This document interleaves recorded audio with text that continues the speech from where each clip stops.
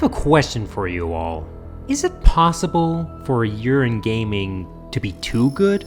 Now don't get me wrong, I was very happy that 2023 was a phenomenal year for gaming, especially because it destroys the gaming is dying asshole so many people can't get their heads out of. But I believe there's a downside to 2023 that nobody seems to talk about. That being, so many great games are released that it's inevitable that several titles run the risk of being overlooked. From all the top games of 2023 lists I've seen so far, hardly any of them have a spot for my personal game of the year, the Talos Principle 2. But from the looks of things, it seems Crow Team is doing okay considering they don't need to have the ridiculous amount of success so many studios need to stay afloat these days. Anyway, I should stop stalling and ask the question.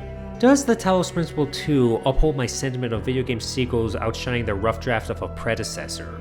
Well, let's find out.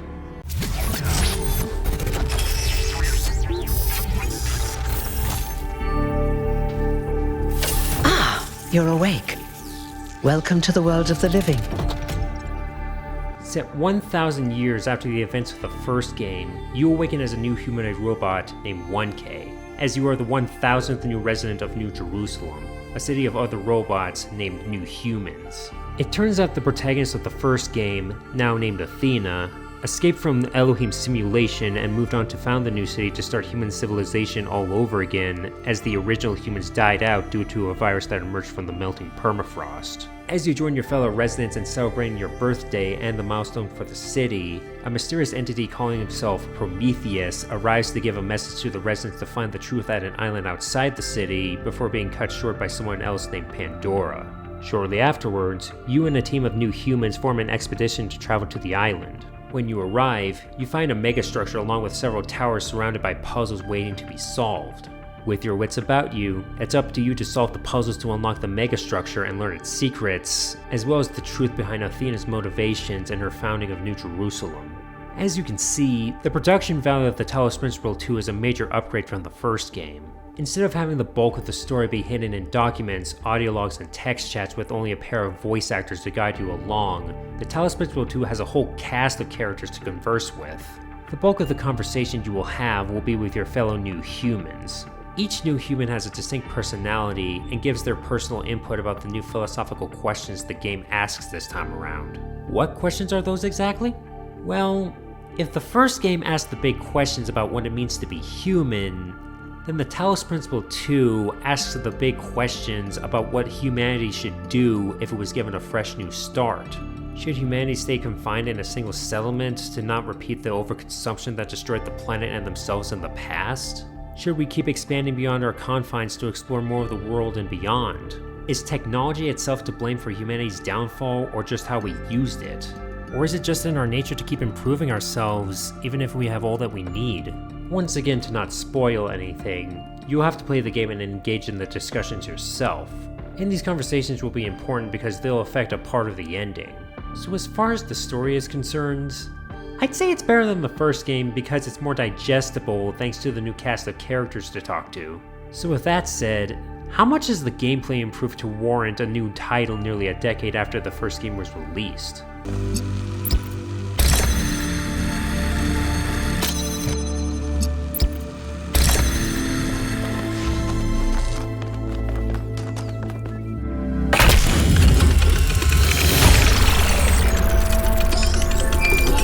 Solving these, 1K.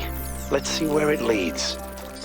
The Talos Principle 2 controls the same as the first game, but with loads of new tools to use in the puzzles. The jammer, connector, hexahedron, fan, and platform return from the first game. But the only notable obstacle to return is the force field, while turrets, bombs, and buzzards were left behind. The first two are understandable, considering you're solving puzzles in the real world this time and not a simulation where you can just reset yourself after you die. For the new tools, we have so many. The first new tool is the RGB converter. It takes in 2 laser colors and produces the remaining third color, which includes the new color green. Then we have the inverter, which takes in either red or blue lasers and produces the opposite color to be connected. Also, it's noted that you could keep the connections of the connector device that you're using by right-clicking on the mouse. Technically, you can do this in the first game, but it was never mentioned that you could. But here, you'll need to use this to solve several puzzles.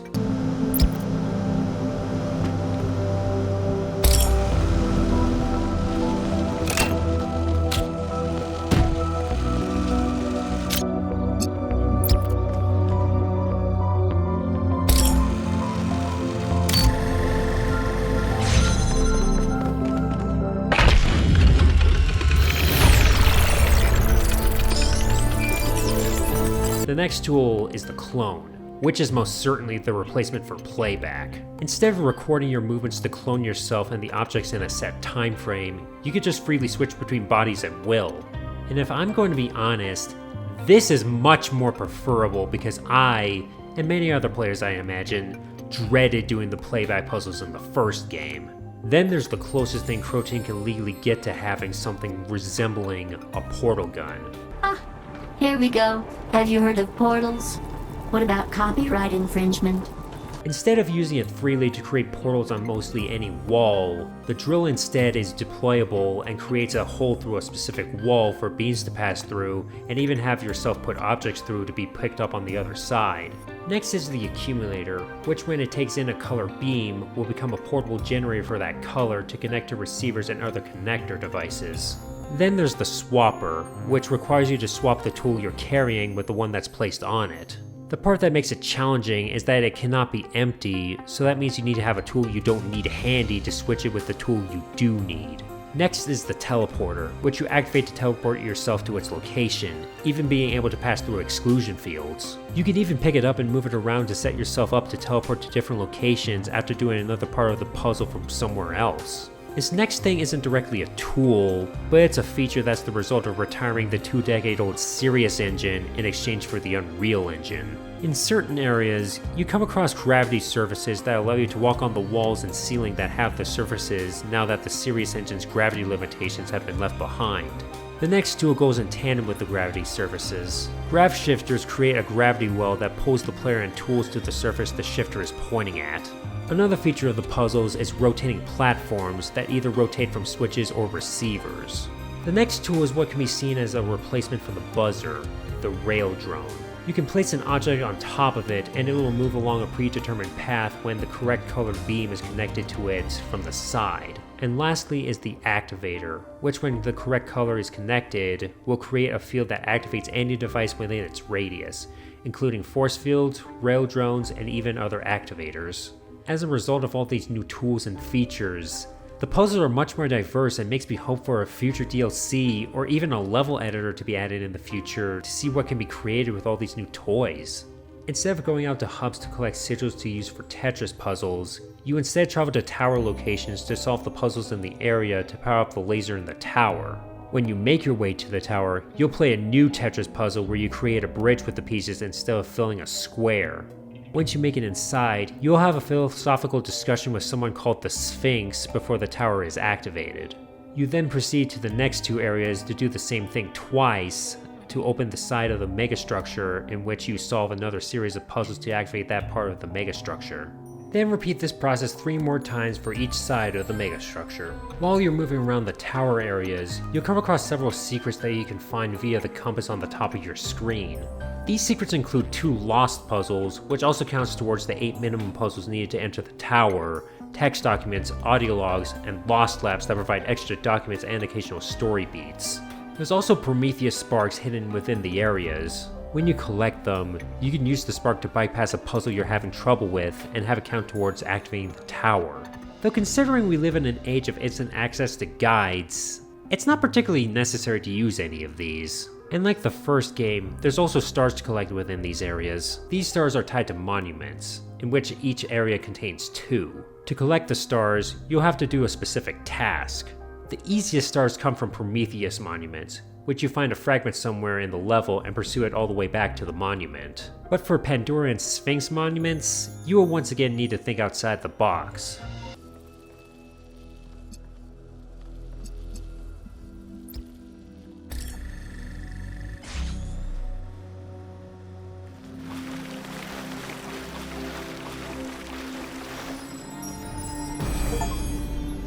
The last feature in the areas are golden puzzles, which will be available to solve after you complete all the lost puzzles in the game. But when you're not out and about solving puzzles, you can interact with the citizens of New Jerusalem via the social network. Yeah, apparently in the new human civilization, social media is now a civilized platform that acts as the digitized forum of the ancient times without any toxicity. You'll also have the opportunity to explore New Jerusalem to converse with the residents directly, as well as explore the buildings to find several things to interact with. As for presentation, I can't really say much because I had discovered my rig is underpowered, so the graphics were defaulted to lower settings. But judging from videos of people who have better hardware, the Talos Principle 2 is a showcase of what standard Unreal 5 is capable of. The puzzle areas have diverse and beautiful biomes that mix well with the technopunk ruins to give you a feeling of what a post-human planet would feel like after the climate stabilized itself. And the solar punk aesthetics of New Jerusalem really give you the near-utopian feeling of a post-scarcity society many of us hope to see before the end of the century. Not only that, but the animations for characters both in-game and in cutscenes are a major improvement from the wonky puppetry of Serious Sam 4. Overall, the graphics and animations are great in the Talos Principle 2 thanks to Crow Team's switch to Unreal 5. But this also makes me concerned about what the future holds for Serious Sam. Will Unreal 5 be able to handle the ridiculous volume of on-screen enemies that the series is known for? I guess we'll just have to see. The expanded cast of new voice actors gives so much personality to your fellow new humans to make the story more engaging. The best being Melville, in my humble opinion. Alright, listen up. I know you're all having fun down there, but the grid is overloaded again, so maybe you could switch off your personal consoles or your lawn mowers, or whatever the hell you've all decided to switch on all at once. I might not be around to babysit you for a while, and you don't want stuff breaking while Pellegrino's in charge, do you? That's it. That's it. Don't worry, 1K. I see you there in the elevator. I'll have you moving again in a jiffy. Great way to start life in the city, huh? But a surprise favorite performance definitely comes from the audio logs of researcher Trevor Percy Donovan. Strap in, this is a long one. You may have heard the story of the carpenter who died to redeem humanity's sins. It's a powerful story, bittersweet, very human, and I just want to tell you that it's true. He was a real person, and his name was John Carpenter. Fun fact, that's Joe Lynch, the same voice actor for Kenny from Serious Sam 4. Abracadabra, lady! And of course, I cannot talk about the presentation without giving a showcase of Damian Marvuniec's audio magic. In the first game, the music was simple but deep to give off the philosophical themes but also feelings of loneliness as you're the only inhabitant in the simulation.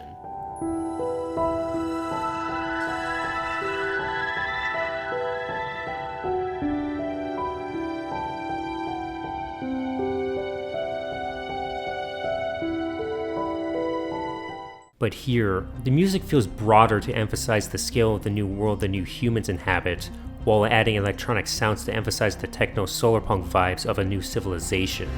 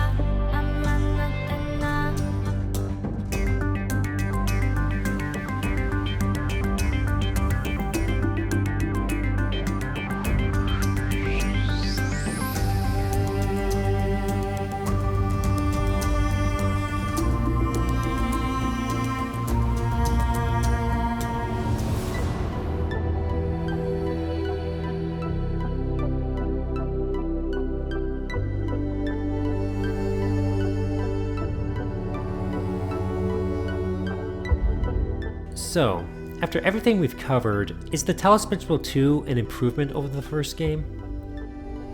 Yes. Yes, it is. The story is larger and more digestible thanks to the extra production value. And with the new tools to use in the puzzles, I honestly hope there will be extra DLC and or a level editor so we can have even more fun with the new foundation Crow team has built. And as you'd expect, this means the Talos Principle 2 gets my rating of must play.